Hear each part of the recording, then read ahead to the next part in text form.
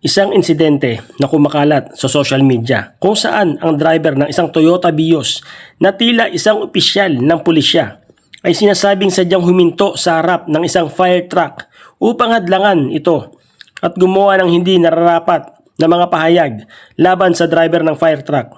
Dahil dito, ang Land Transportation Office sa pamumuno ni LTO Chief Assistant Secretary Marcos B. Lacanilaw ay nagpa-issue ng show cause order sa may-ari at driver ng sangkot sa insidente. Sa mensahe ni ASEC Lacanilaw, binigyan diin niya na hindi katanggap-tanggap ang anumang aksyong naghahadlang sa mga emergency vehicle na nagsasagawa ng kanilang tungkulin. Ang mga fire truck at iba pang emergency response na sasakyan ay may kritikal na tungkulin sa pagprotekta ng buhay at ari-arian ng mga mamamayan. Ang pagharang sa kanilang daanan at paggawa ng hindi angkop na pag-uugali ay hindi lamang labag sa batas kundi labag din sa mga prinsipyo ng pagiging responsableng mamamayan at public servant kung sakaling ang nasangkot ay isang kawani ng gobyerno. Ani ASEC Lacanilaw, idinagdag pa niya na ang LTO ay determinadong tiyakin na ang lahat ng user ng kalsada ay sumusunod sa mga batas trapiko at iagalang ang mga karapatan at kaligtasan ng lahat.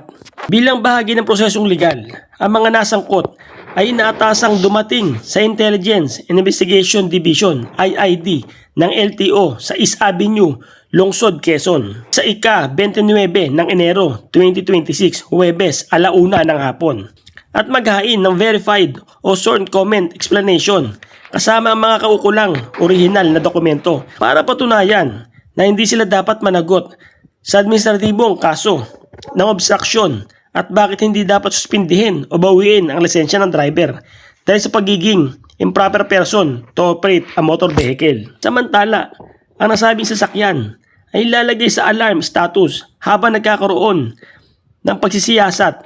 Ang lisensya ng nasangkot na driver ay pansamantalang suspindido sa loob ng 90 araw at kailangang ibigay ito sa LTO sa sandaling matanggap ang show cause order. Binigyan din na ang hindi pagdating at pagbigay ng dokumento ay tuturing na pagsang-ayon na ibigay ang karapatan na marinig ang kanilang panig at ang kaso ay papasyahan batay sa ebidensyang hawak. Bastos ka! Ako ka! Ayusin mo yun! Ako ka!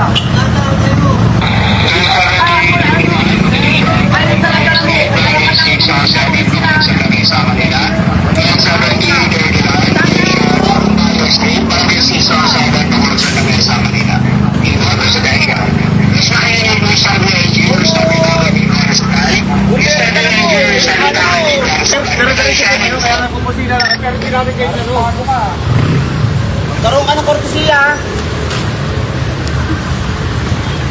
Dito. Matakbuhan mo ba ako? Pinahamon mo ba ako dito?